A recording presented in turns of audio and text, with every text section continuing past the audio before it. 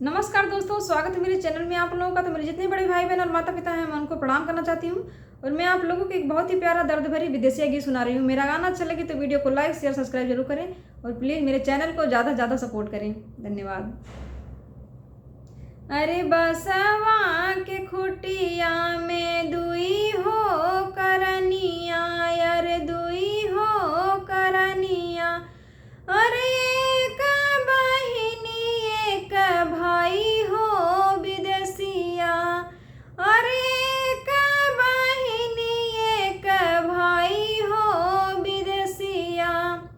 अरे भैया के लिखल बाटे पढ़ाई से लिखाई, अरे पढ़ाई से लिखाई, अरे बहिनी के लिखल दूसर देश हो विदेशिया, अरे बहिनी के लिखल दूसर देश हो विदेशिया।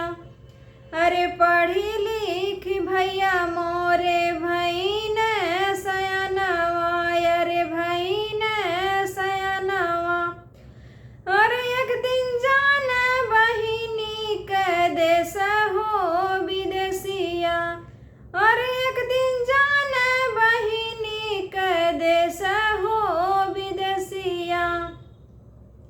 सबके लिया में सासू मीठ से मछरिया, अरे मीठ से मछरिया, अरे भैया बदेला में काला नाग हो विदेशिया, अरे भैया बदेला में काला नाग हो विदेशिया।